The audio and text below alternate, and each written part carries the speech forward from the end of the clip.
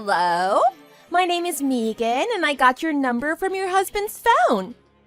I figured it was time I sent you a notice about who I am and who I am to your husband, Charlie. Actually, he and I have been together for some time now. He was just too busy with me to tell you to leave. So, it would be great if you could be a dear and help us out here. It would be even more great if you could hurry up and step out of the picture. Okay? Thanks! Who is this? Megan who? I don't know a Megan. You must have the wrong number. But seeing as how you had to introduce yourself, the person you are trying to reach must be a stranger too. Who are you to send such vulgar messages to a complete stranger? Have you no respect? Oh, honey, it's okay, I understand. You must be so devastated to be betrayed by your trusted husband like this. It's just the initial shock. It'll pass. But let me say it again so you can really process this. I am sleeping with Charles. We have been for months now. We just celebrated our 6-month anniversary the other night.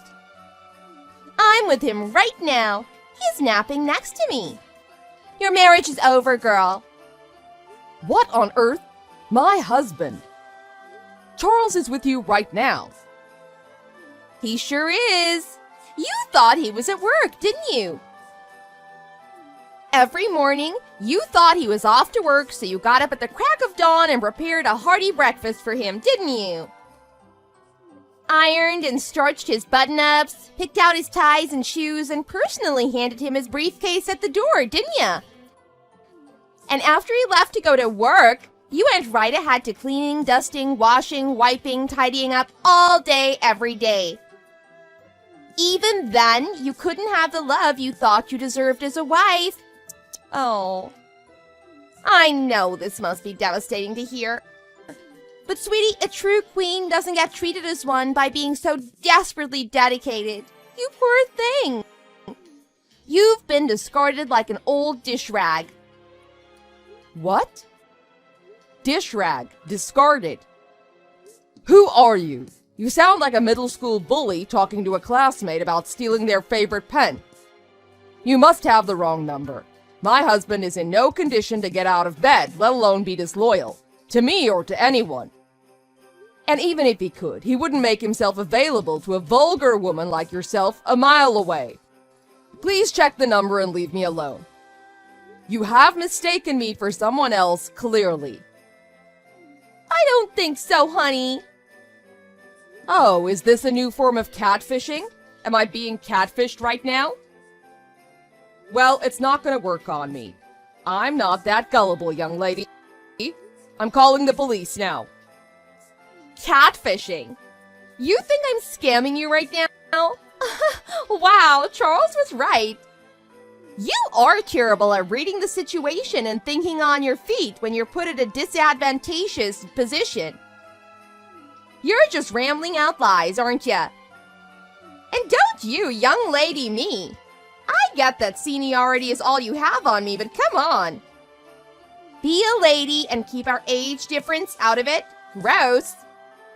If you must know, even just to see how young your husband likes them, I just turned 25 last week. I am old enough to be comfortable in my own skin, but still young enough where everything is still tight and perky. I'm also old enough to know this is what I want, and that this is what he wants. So now that he's taking a nap beside me, I borrowed his phone to get your number. My husband is really there. With you, right now. Yes! Oh, how many times do I have to tell you? Do you think if you keep asking me it won't be true anymore? Do you need proof? Do you want me to send you a selfie? I know you've already seen him naked, but he may have changed since the last time you saw him a decade ago. There's no need to be ugly like that. I'm above it if you are. I just want you to be a dear and volunteer to leave him. Don't make a big deal, you know? What good is it for you, or for any of us really, to hold on to a shell of a man? He doesn't love you anymore. He hasn't for a long, long time. Trust me. That is very curious. If all you're saying is true, can I ask you a question? Why are you, an eligible woman in her prime in all her perkiness, wanting to be with my husband? You take one step out of your house and the world is full of great young men who are in your own age group. There are TV programs that bring together young men and women and make couples out of them.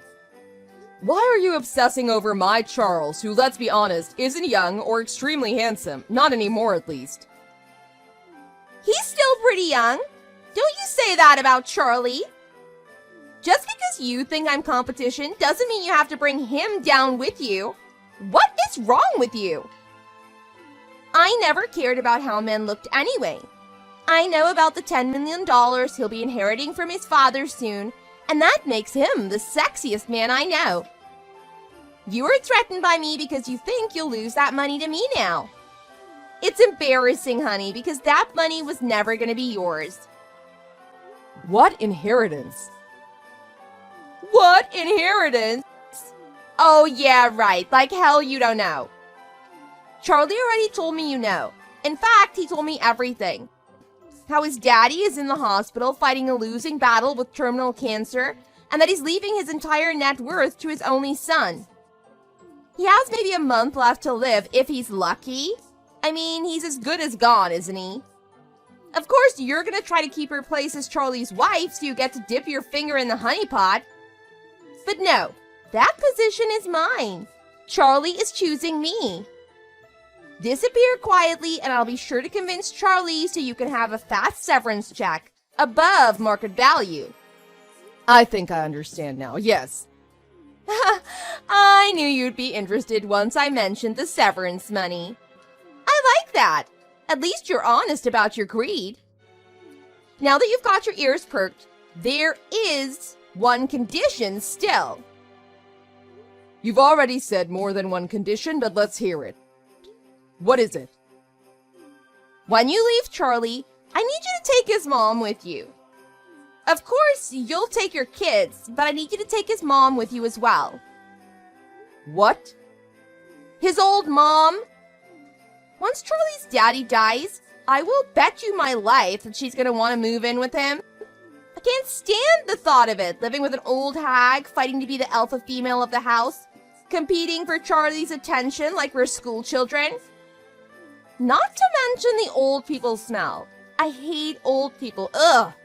I hope to God I don't live to be that old. Ew. So, I want you to volunteer to take her with you, okay? The old hag. Yeah. Oh, she sounds awful.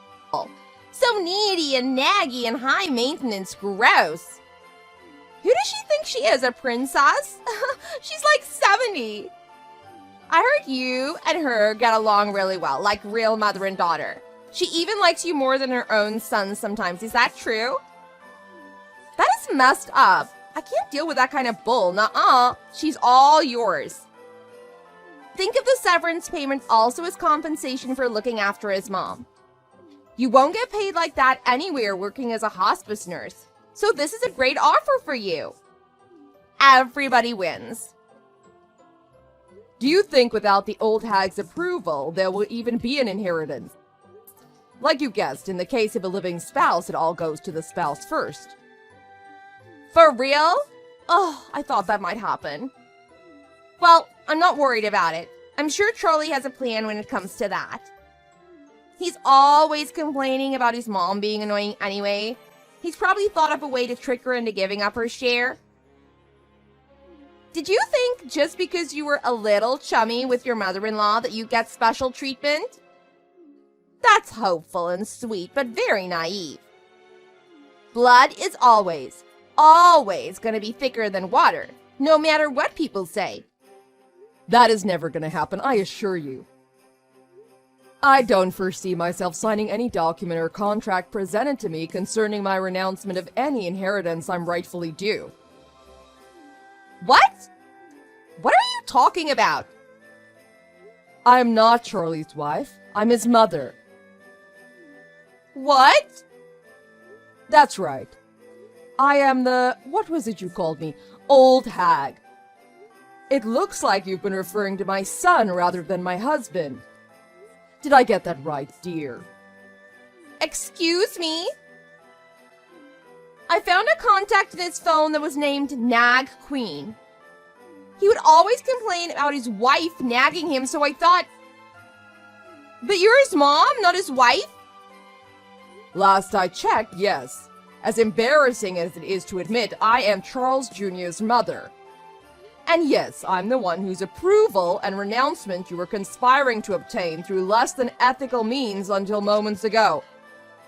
I must say, I'd been contemplating whether or not to officially include my daughter-in-law as a recipient of my husband's fortune after his passing. Mainly because I was uncertain as to how my idiot son would treat her once he's had a taste of the sudden wealth coming his way, and I wanted her to have a safety net. Huh, how silly of me. It was all for nothing. I knew I should have listened to my instincts. I am glad you mistook me for my son's wife today. Now I know what my decision needs to be.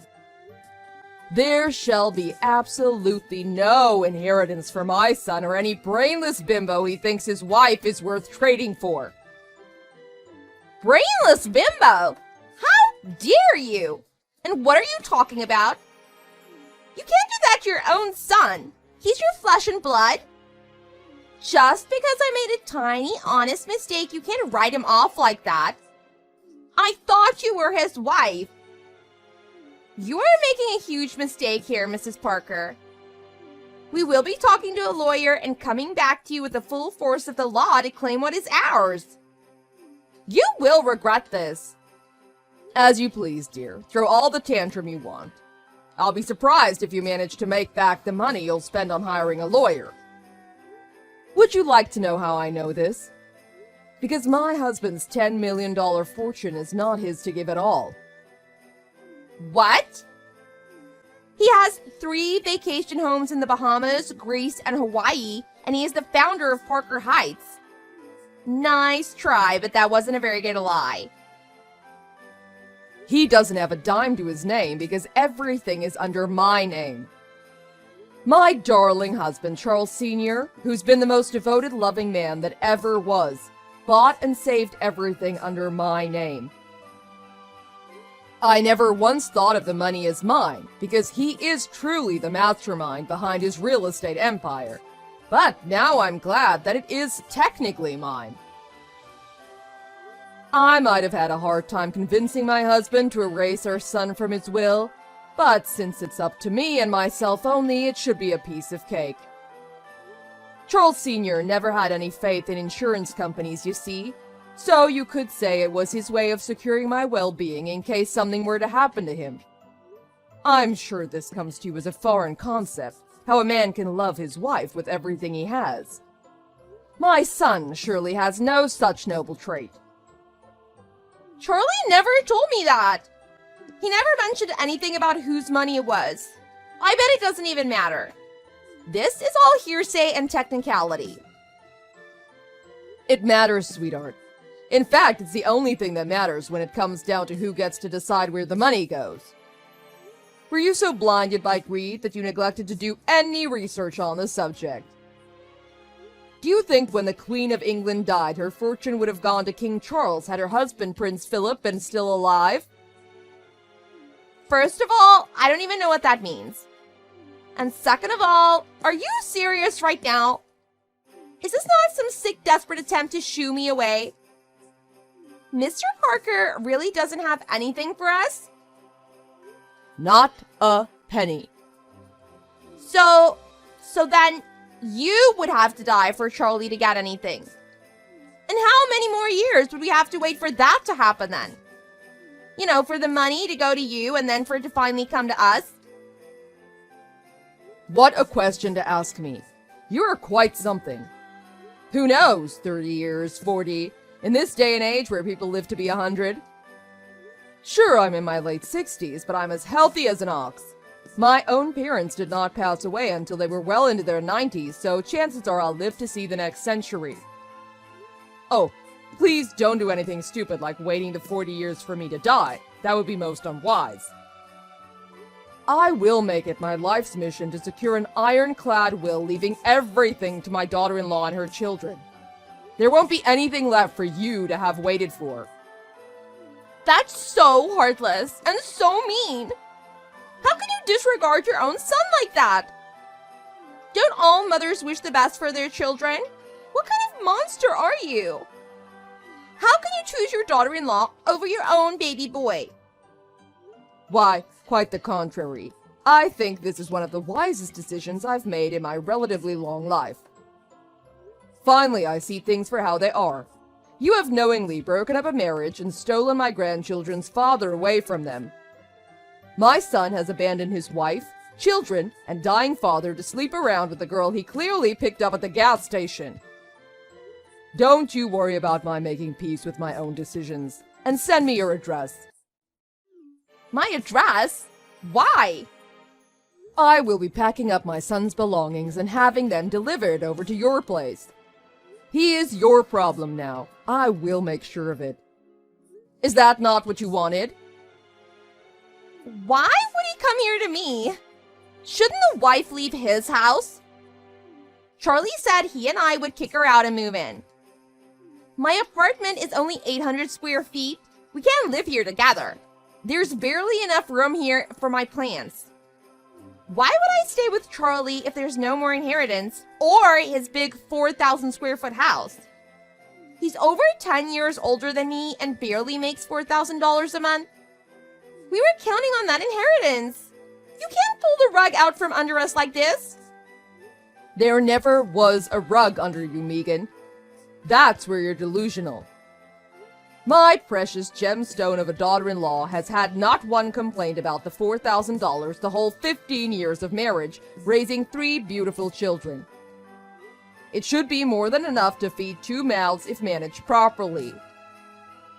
I don't want to have to manage money. I want to live without ever having to worry about it. $4,000 is gone like that if I buy one Chanel bag. I don't plan on living like every other middle-class housewife making grocery lists and clipping coupons. I wanted the $10 million and to live like a celebrity, with a cleaning lady and a whole closet dedicated to my future Chanel and Prada bags. Oh, what a waste of time this was! Oh. I'm out. I don't want your garbage son. I can't believe I spent 6 months of my life trying to get nowhere. I demand you pay me for the wasted time. Give me $50,000 and I will disappear forever. Yeah, $50K sounds reasonable, doesn't it? And I won't even say a word to Charlie's wife. That kind of money must be nothing to you. Come on, I gotta get something back. Do you know how many guys try to get my number on a daily basis? But I looked away for 6 whole months. Give me the $50,000 and everyone wins. The answer is no, Megan. In fact, I'll make sure that my daughter-in-law will hear every word about this about you, and she will decide what she does with you. You are the one that may need to start paying her fines. Fines? Me to her? What? Why would I get fined? In our great state of North Carolina, dear, one can sue their spouse's adulterer and take them to court for ruining a marriage. Whether or not you had sex with a spouse matters only secondarily to have a case for what is called an alienation of affection. Looks like your stupidity got you into some serious trouble, doesn't it? Well, I better let you get to it. You have lots to do.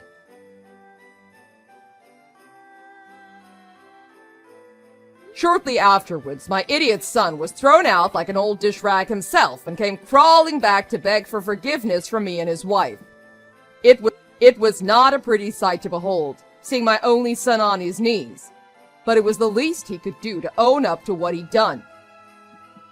I myself also asked my daughter-in-law for her forgiveness, for raising a man who turned out to be a terrible husband who broke her heart. I told her that she should decide how to proceed going forward and that I will 100% support whatever she decides. My daughter-in-law, who has a heart of gold, thought long and hard about this sudden onslaught of information and came to a conclusion that made me respect her even more. It was her judgment that keeping a bad husband around was exponentially better than having no father for her 3 children. Can you imagine that? A truly great mother who puts her children above all else, including her own pride and vengeance? However, upon my suggestion, Charles Jr. and his wife Anne both agreed for a brief separation, if only to allow Charles some time to self-reflect, and for Anne to spend quality time with her children in our vacation home in Hawaii. As soon as my husband finally lost his battle to cancer and moved on to be with God, I pulled some strings and sent Anne and her children on an all-expense-paid resort trip for 2 months. What good is a fortune if I don't spend it on my loved ones? I am beyond grateful to have such a beautiful person inside and out come into my life, and sincerely hope that my imbecile son has some capacity left in him to learn a thing or two by following her example. As for the homewrecker, Megan, I'm unsure what fate was waiting for her after her brief time with my son. I could hire a private investigator to find out, if only for my own peace of mind. But I have a feeling my daughter-in-law would rather forgive and forget than hold on to unresolved grudges. In an attempt to learn from her myself, I've chosen to follow in her footsteps.